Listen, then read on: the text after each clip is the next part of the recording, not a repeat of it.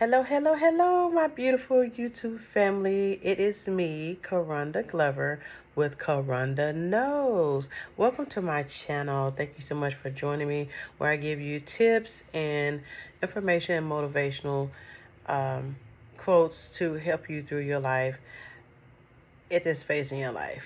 If you started following me last month, this when I decided to start this series in daily life of how I survived a breakup of my husband leaving me about 2 years ago.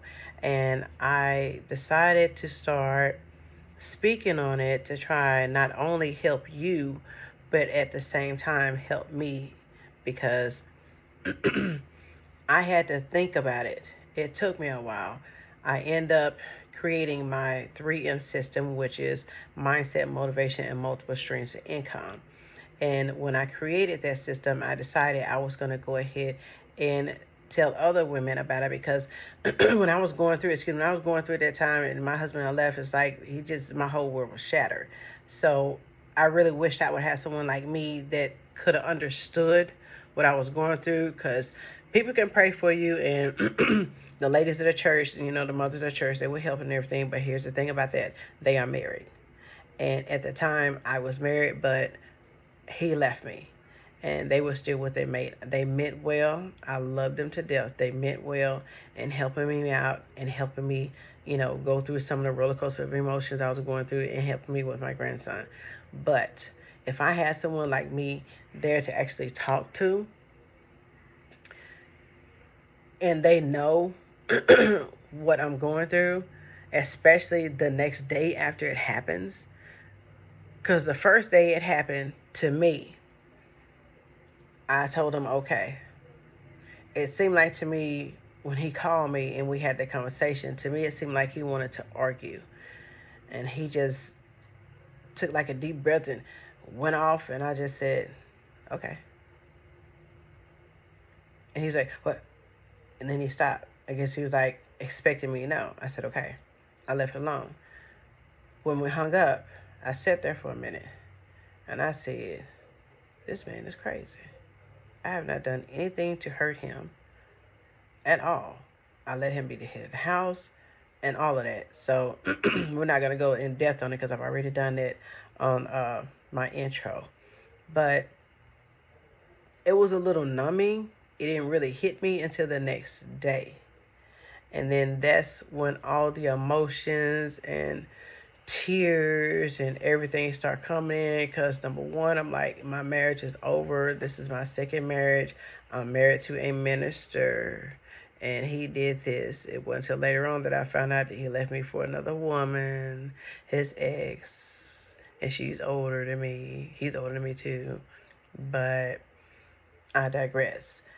But as I was saying, if I had someone like me to help me through it, because it's hard to tell a person what an orange tastes like if you've never tasted it. You know what I'm saying? That's what I'm getting at with this. If I had someone who went through the same situation, the exact same situation, it would have been a little bit easier because they would be able to, one, to help me with my mindset because my mindset went through the toilet. It really did. Motivation was gone. I wasn't motivated to do anything. Didn't want to get up and do anything. Depression hit and hit hard. And it would have been nice to have someone to help me through that. So I figured I would come on here and give you all some information, tips, and motivational quotes and scriptures that I use to help me through it. Because when you go through something like that and you really do love that person, it is very, very devastating. Very devastating. And sometimes you have a lot of people who actually do commit suicide, or they get on a bunch of pills, drugs, or whatever because their world has ended. But here's the thing. I love me too much, so suicide was out the question. Being depressed did hit before I knew it because I was like a zombie, just steady going. Work, home, school. Work, home, church, store. Work, home, church, store. Just a zombie until I finally had to confront it. So one thing I did find myself having to do, which today's episode is on how to stop overthinking, 3 steps to get out of your head. And let's do a little housekeeping before we get deep into it. Please don't forget to like, share, and subscribe to my channel so that you'll be aware and be notified of the videos, information that comes in, that I can give you any tricks or tips and motivational quotes and information, educational information that you can use to help you during this difficult time in your life. So we're going to go ahead and get started. How to stop overthinking. 3 steps to get out of your head. Excuse me. Why overthinking holds you back and how to break free. The first step is the power of a brain dump. That was a wonderful thing because I used to do that anyway on a daily basis because I ingested so much information, especially with my kids when they were going to school.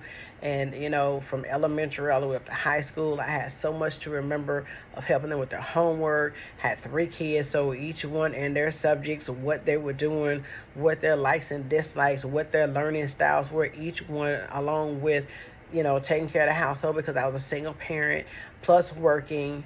It's just being in the church. I was involved in like 3 different things. I was on the kitchen duty and assistant choir director. I was the announcer.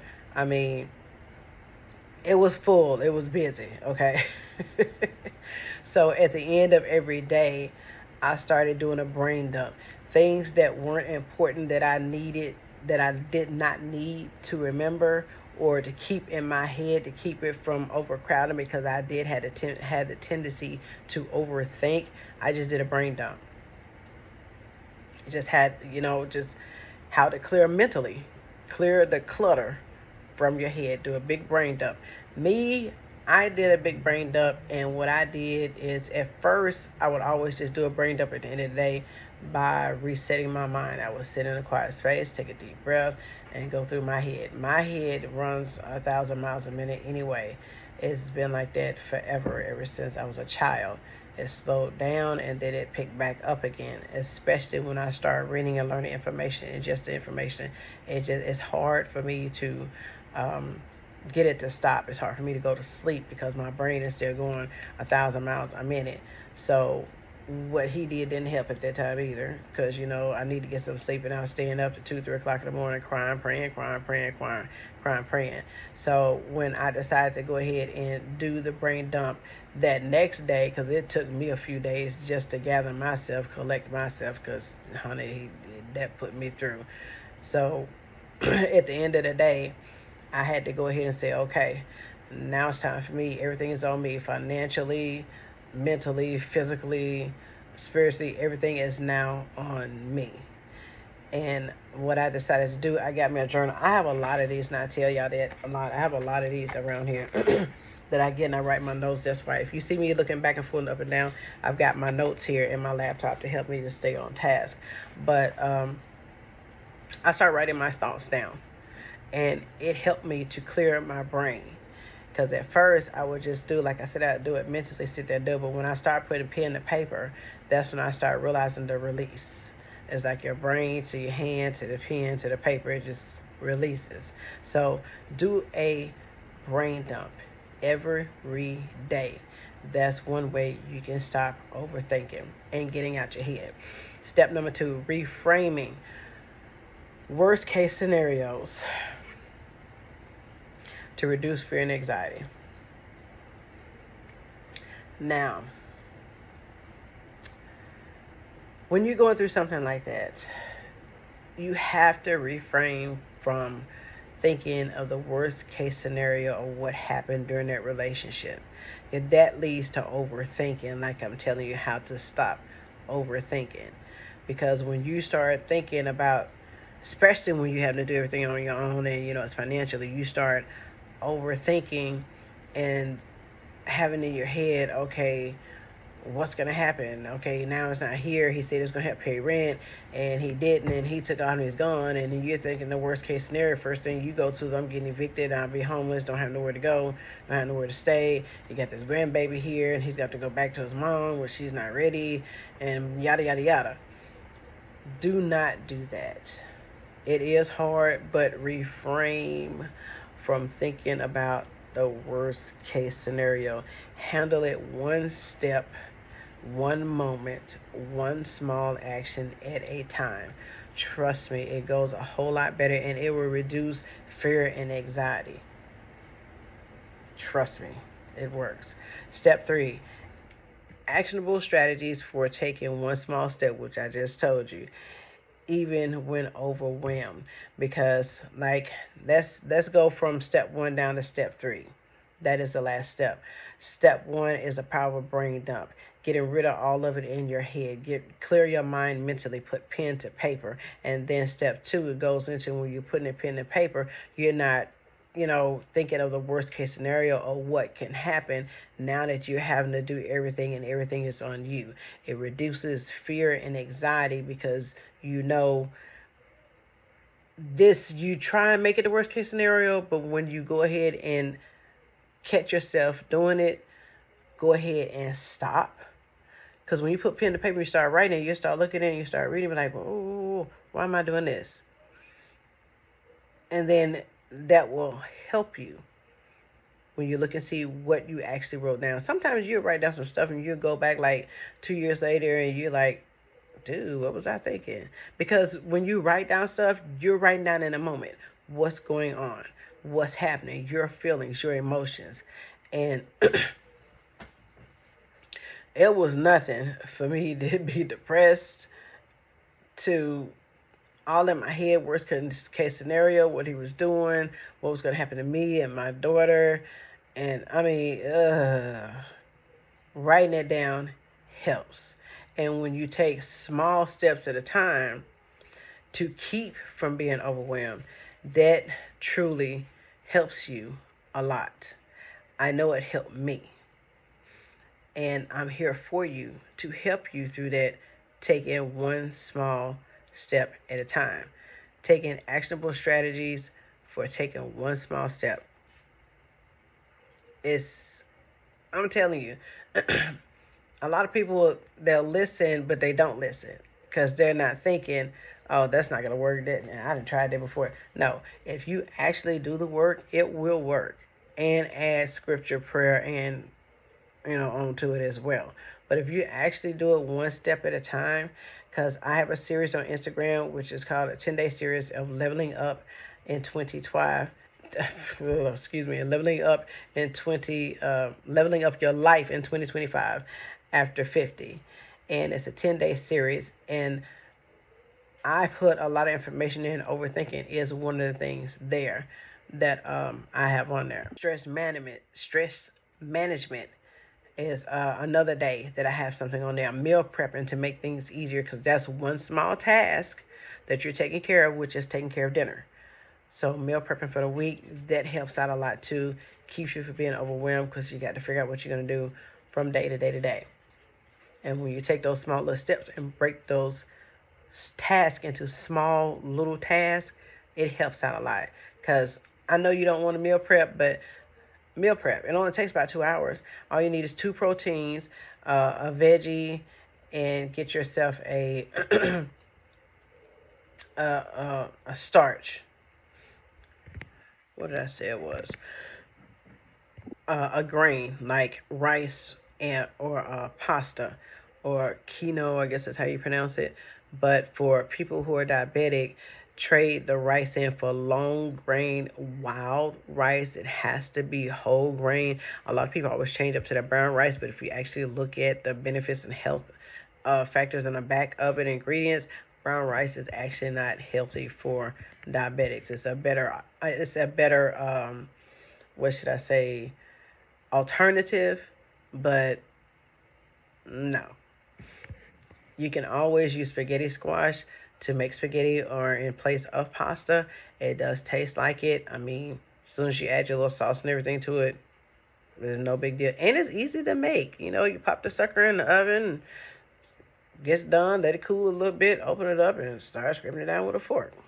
That simple. So let's get back to the task at hand, because that's what I told you on. I always try to make sure that I have things written down so I can stay on task. So like I said, the actionable strategies for taking one small step, even when you're overwhelmed. When you stop your brain for a moment that will help you to keep from overthinking and being overwhelmed. So it's, I'm not gonna lie, it's gonna be hard. The journey is hard, but anything that's worth anything is worth it. It's just like labor. You have to go through the pain in order to get to the beautifulness at the end. So hold on and birth that baby, because at the end, you'll be so glad you went through it, because you will see the reasons why you went through what you went through, especially when you start doing brain dumps, especially when you start writing down things and journalizing things when you're becoming overwhelmed. Oh my goodness, it will help you out, and you'll be able to see, okay, well, this is why this happened, because God doesn't do things to hurt us. A lot of times we want to blame God for stuff, and it's us. You knew from the beginning that man wasn't the right one, and when he left, you all of a sudden shocked and like disappointed, just like I was. But when I wrote down everything and started thinking about everything that he did and how things went in our relationship while we were dating, after we were dating, when we got engaged, and when we got married, when I looked at it, I saw what the pattern that I didn't see when I was with him, because I was just so in love with him. And I'm thinking, he is a man of the cloth. So he's going to be, follow me as I follow Christ. So I figured he would be a great leader, a great husband. And that no didn't happen. So, like I said, write stuff down.